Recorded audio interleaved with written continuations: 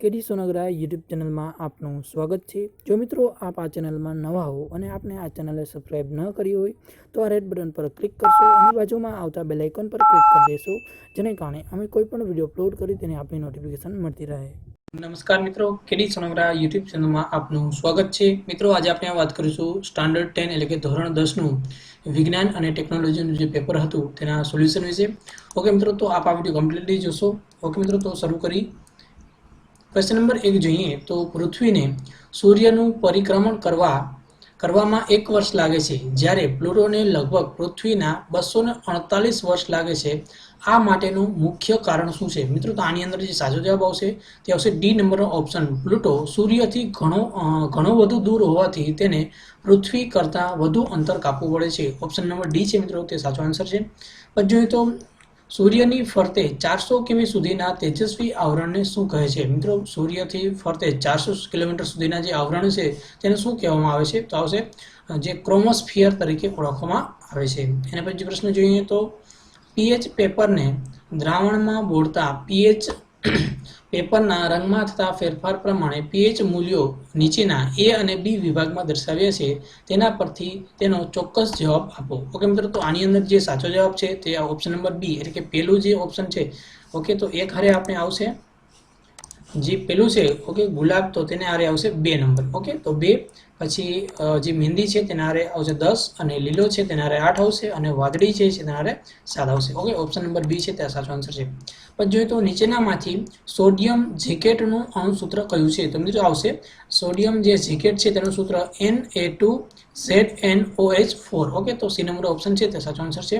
પછી જોઈએ તો 4 pH વાળા જલીય દ્રાવણ કરતાં 2 pH વાળા જલીય દ્રાવણ કેટલા ગણું વધુ એસિડિક હશે? તો મિત્રો આવશે 10 નો સ્ક્વેર એટલે કે 10 ની 2 ઘાત ગણું વધુ એસિડિક હશે। પછી જોઈએ તો નીચેનામાંથી શા માટે ટાર્ટરિક એસિડ હોય છે? ઓકે, નીચેનામાંથી શેમાં, અહીંયા મિસ્ટેક છે, શેમાં ટાર્ટરિક એસિડ હોય છે? તો આવશે આમ્લી હોય તેની અંદર ટાર્ટરિક એસિડ રહેલો હોય છે। પછી પ્રશ્ન જોઈએ તો વૈજ્ઞાનિક તુલા તથા વજનમાં હલકા સાધનો બનાવવા કયા ઘટકો વપરાય છે? તો મિત્રો નિકલ, ક્રોમિયમ, મેંગેનીઝ અને લોખંડનો ઉપયોગ કરવામાં આવે છે। વૈજ્ઞાનિક તુલા તથા વજનમાં હલકા સાધનો બનાવવા કયા ઘટક વપરાય છે? તો નિકલ, ક્રોમિયમ, મેંગેનીઝ અને લોખંડનો ઉપયોગ કરવામાં આવે છે। વિદ્યુત રાસાયણિક રિડક્શન દ્વારા એલ્યુમિનિયમમાંથી એલ્યુમિનિયમના નિષ્કર્ષણમાં ગલનબિંદુ વધુ નીચું લાવવા માટે કયો પદાર્થ વપરાય છે? તો આવશે જે ફેલ્સપાર છે તેનો ઉપયોગ કરવામાં આવે છે।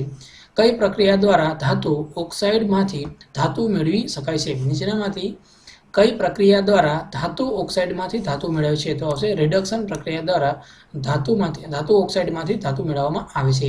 પછી જોઈએ તો સલ્ફ્યુરિક એસિડના ઉત્પાદન માટે આધુનિક પદ્ધતિ સંપર્ક વિધિનો ઉપયોગ થાય છે। આ સિવાય અન્ય કઈ પદ્ધતિથી તેનું ઉત્પાદન કરી શકાય છે? તો આવશે લેડ ચેમ્બર પદ્ધતિનો ઉપયોગ કરી ઉત્પન્ન કરી શકાય છે।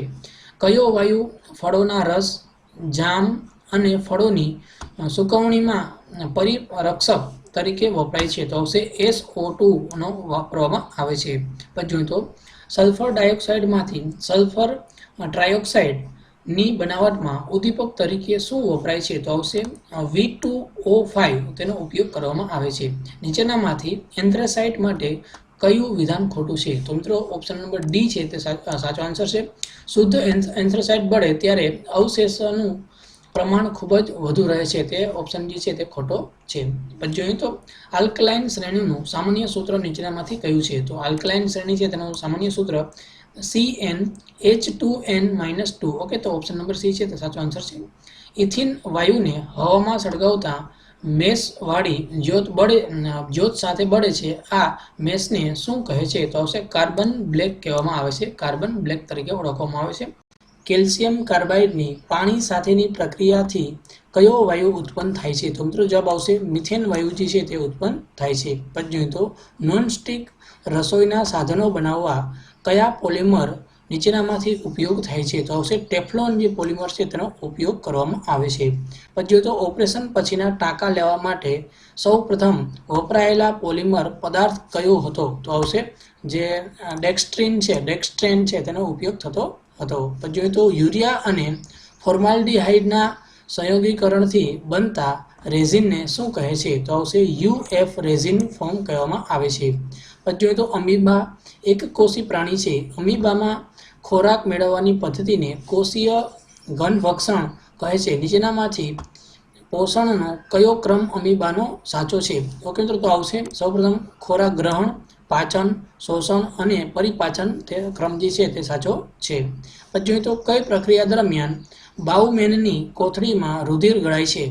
ઓકે, તો મિત્રો સાચો જવાબ આવશે અતિ સૂક્ષ્મ ગારણ દ્વારા જે રુધિર ગળાય છે. પછી જોઈએ તો મનુષ્યના શરીરમાં રુધિરના વહનના સંદર્ભમાં નીચેનામાંથી કયું વિધાન અસત્ય છે? તો આવશે જમણા કર્ણકમાંથી ઓટોયુક્ત રુધિર જમણા ક્ષેપકમાં ઠલવાય છે, તે જે અસત્ય છે અથવા ખોટું છે. કેવા પદાર્થોનું સ્થળાંતર અન્નવાહક પેશીમાં થાય ત્યારે પેશીમાં આશ્રુતિ દાબ વધે છે? તો આવશે ગ્લુકોઝ. એના પછી પ્રશ્ન જોઈએ, રેઝિન અને ગુંદર વનસ્પતિના કેવા દ્રવ્યો છે? તો આવશે ઉત્સર્જક દ્રવ્યો છે. ઉધરસ અને છીંક જેવી ક્રિયાઓનું નિયમન નીચેનામાંથી કયા અંગ દ્વારા થાય છે? તો આવશે મધ્ય કપાલી ખંડ દ્વારા થાય છે. પછી જોઈએ તો બાળપણમાં વધારે પડતા કયા સ્ત્રાવને કારણે વ્યક્તિની ઊંચાઈ 7 ફૂટ કરતાં વધી જાય છે? તો આવશે GH. ઓકે, GHને કારણે અંતરસ્ત્રાવને કારણે જે ઊંચાઈ છે ખૂબ વધી જાય છે. પછી જોઈએ તો વનસ્પતિના પ્રકારનો કાપેલો ભાગ કે જેનો ઉપયોગ આરોપણ કરવા થાય છે, તો આવશે એને કહેવામાં આવશે સ્ટોક તરીકે કહેવામાં અથવા ઓળખવામાં આવે છે. કયા રોગમાં મૂત્રજનન માર્ગના શ્લેષ્મ સ્તરમાં ઈજા અને સામાન્ય ચાંદીનું લક્ષણ જોવા મળે છે? તો આવશે સિફિલિસની અંદર જોવા મળે છે. પછી જોઈએ તો લીલા પાંદડાના ઝાખરામાં વસવાટ કરતી લાલ રંગના ભમરાની વસ્તીમાં પ્રજનન દરમિયાન સંતતિમાં કેટલાક ભમરાઓમાં લીલો રંગ ઉદ્ભવે છે, તે માટે નીચેનામાંથી કયું કારણ ચોક્કસપણે જવાબદાર છે? તો મિત્રો આમાં સાચો જવાબ છે ઉપરોક્ત ત્રણેય પૈકી એક પણ નહીં. ડી નંબર ઓપ્શન છે તે સાચો આન્સર છે. નીચેનામાંથી જંગલી કોબીજની જાતિઓ માટે ઉત્ક્રાંતિનો કયો ક્રમ સાચો છે? તો મિત્રો આમાં જે સાચો જવાબ છે એ નંબર ઓપ્શન. સૌપ્રથમ તો જે કોબી, પછી આવશે બ્રોકોલી, પછી આવશે ફ્લાવર અને કલરબી અને કેલે. ઓકે, તે આપણો સાચો ક્રમ છે. એના પછી જોઈએ તો સ્ટેટોસ્ફિયરમાં રહેલા ઓઝોનના કુલ ઘટાડાના 80% ઘટાડા કરતું મુખ્ય અગત્યનું સંયોજન કયું ગણાય છે? તો આવશે ક્લોરોફ્લોરોકાર્બન જે છે તે મુખ્ય ગણાય છે. પછી જોઈએ તો નિવસન તંત્ર કઈ આંતરિક ક્રિયા તંત્રનું બનેલું છે? તો આવશે સજીવો અને તેમનું ભૌતિક પરિસરનું બનેલું હોય છે. પછી જોઈએ તો પ્રવાહીકૃત પેટ્રોલિયમ વાયુ એટલે કે LPGના બદલે ખોરાક રાંધવા માટે સૂર્યશક્તિથી ચાલતા વાસણો સાધનોનો ઉપયોગ કરી શકાય તે નીચેનામાંથી કયું ઉદાહરણ છે? તો આવશે ઓછું કરતું. ઓકે, તો ઓછું કરવું, રિડક્શન.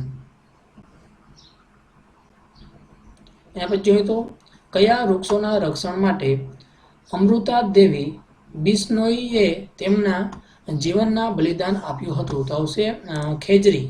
ઓકે, ખેજરી છે તેના માટે બલિદાન આપ્યું હતું.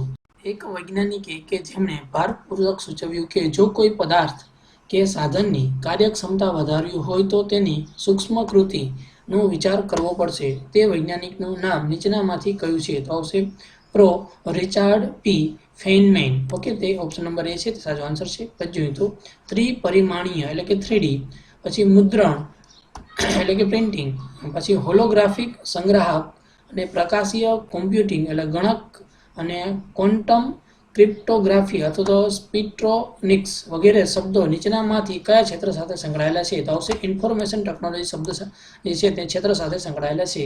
પછી જોઈએ તો પ્રકાશનું ત્રાંસુ કિરણ પાતળા માધ્યમમાંથી ઘટ માધ્યમમાં જાય છે ત્યારે લંબ તરફ વળે છે અને ઘટ માધ્યમમાંથી પાતળા માધ્યમમાં જાય છે ત્યારે લંબથી દૂર જાય છે, જેને પ્રકાશનું વક્રીભવન કહે છે. નીચેની પંચકોણીય ઘન આકૃતિઓમાં કઈ આકૃતિ સાચું વક્રીભવન બતાવે છે? તો મિત્રો આની અંદર જે સાચો આવશે ઓપ્શન નંબર સી. ઓકે, તો જે આ જે છે એ સાચો આન્સર થશે. લેન્સની કેન્દ્ર લંબાઈના વ્યસ્તને લેન્સનો પાવર P કહે છે. લેન્સનો પાવર ડાયોપ્ટર એકમમાં માપવામાં આવે છે. જયશ્રીની આંખના નેત્રમણી એટલે કે લેન્સની કેન્દ્ર લંબાઈ 25 સેન્ટીમીટર છે. જો જયશ્રીની આંખના નેત્રમણીનો પાવર કેટલો હશે? જયશ્રીને કયા લેન્સના ચશ્મા પહેરવા જોઈએ? તો મિત્રો જવાબ આવશે +4D અંતર્ગોળના જે લેન્સ છે તેના ચશ્મા પહેરવા જોઈએ. કલર કામ માટે વપરાતા રંગીન પદાર્થોના વર્ણકો કહેવામાં આવે છે? વિવિધ વર્ણકો ઉત્પન્ન કરવા માટે વર્ણકનું વ્યૌગિક પદ્ધતિથી મિશ્રણ કરવામાં આવે છે. નીચેનામાંથી કયા રંગનું મિશ્રણ પીળા અને વાદળી વર્ણકો વડે થતું નથી? તો આવશે લીલો રંગ જે છે થતું નથી. પછી જોઈએ તો વહેલા સૂર્યોદય અને મોડા સૂર્યાસ્તને લીધે દિવસ કેટલી મિનિટ લાંબો બને છે? તો આવશે 4 મિનિટ જે છે તે લાંબો બને છે. પછી તો સંદેશા વ્યવહારમાં વપરાતા ઓપ્ટિકલ ફાઇબર કયા ચોક્કસ સિદ્ધાંત પર કાર્ય કરે છે? તો આવશે પૂર્ણ આંતરિક પરાવર્તન છે તેના ઉપર જે કાર્ય કરે છે. કાચના સળિયાને રેશમ સાથે ઘસીને અને પ્લાસ્ટિકના સળિયાને ફર સાથે ઘસીને આ બે સળિયાઓને એકબીજાને નજીક લાવતા તેમની વચ્ચે આકર્ષણ ઉપજે છે. ઘર્ષણ દરમિયાન કાચના સળિયા અને પ્લાસ્ટિકના સળિયા પર કયા વિદ્યુત ભારો ધારણ થશે? તો મિત્રો સાચો જવાબ આવશે ઓપ્શન નંબર એ, કાચના સળિયા પર ધન વિદ્યુત ભાર અને પ્લાસ્ટિકના સળિયા પર ઋણ વિદ્યુત ભાર જે ઉત્પન્ન થશે. એના પછી પ્રશ્ન જોઈએ તો નીચેનામાંથી કયા સમીકરણનો જૂલનો નિયમ કહે છે? તો મિત્રો H=I² × RT જે જૂલનો નિયમ છે. પછી જોઈએ તો એક પરિપથમાં વાહક તારનો અવરોધ 10 ઓહમ છે, જેને 2.5 વોલ્ટની બેટરીથી જોડતા તેમનાથી કેટલો વિદ્યુત પ્રવાહ વહેશે? તો મિત્રો જવાબ આવશે 250 મિલિએમ્પિયર જેટલો વિદ્યુત પ્રવાહ વહેશે. પછી જોઈએ તો નીચેનામાંથી જે નીચેની આકૃતિમાં એટલે કે 1 થી લઈ અને 5 નો આલેખ દોરેલ બતાવેલ છે. ઓહમના નિયમ પ્રમાણે કઈ આકૃતિ આલેખ સાચો છે? ઓકે મિત્રો, તો આની અંદર જે સાચો જવાબ આવશે ઓપ્શન નંબર એ જ છે. ઓકે, તો આ જે આકૃતિ છે તે સાચો આન્સર છે. ઓકે મિત્રો, એના પછી પ્રશ્ન જોઈએ તો ફ્લેમિંગના જમણા હાથના નિયમ મુજબ જમણા હાથના પંજાની મધ્યમાં આંગળી શું દર્શાવે છે? તો આવશે ચુંબકીય ક્ષેત્ર જે છે તે દર્શાવે છે. પછી જોઈએ તો નીચે દર્શાવેલ 4 વર્તુળાકાર રિંગમાંથી સમાન વિદ્યુત પ્રવાહ પસાર કરતા કઈ રિંગના કેન્દ્ર પર ચુંબકીય ક્ષેત્ર મહત્તમ હશે? તો મિત્રો ઓપ્શન નંબર એટલે કે આકૃતિ નંબર 1 જે આમાં છે સૌથી મોટામાં મોટી જે સર્કલ છે તેના ઉપર ચુંબકીય ક્ષેત્ર મહત્તમ હશે અથવા વધુ હશે. નીચેનામાંથી વિદ્યુત પરિપથમાં નંબર 1, 2, 3 અનુક્રમે શું દર્શાવે છે? ઓકે, તો આવશે સૌપ્રથમ 1 નંબર છે તે બલ્બ છે, 2 નંબર છે તે કળ છે અને 3 નંબર છે તે બેટરી છે.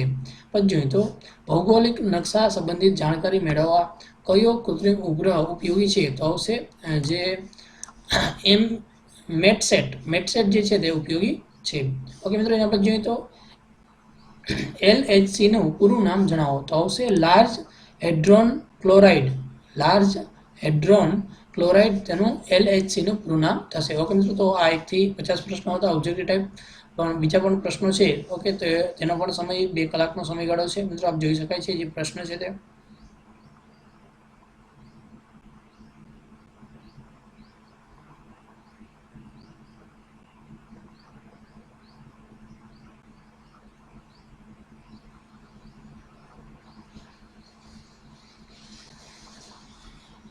ઓકે મિત્રો, તો આજે જે ધોરણ 10નું જે પેપર હતું તો બધા મિત્રોને બેસ્ટ ઓફ લક. મિત્રો આ પેપર સારું ગયું હશે અને આપ આ એક્ઝામની અંદર પાસ થશો. અને મિત્રો આ વિડીયો આપના મિત્રો સાથે ફેસબુક, વોટ્સએપ જે પણ ગ્રુપ હોય તેમાં શેર કરશો. Finally thanks to watch this video.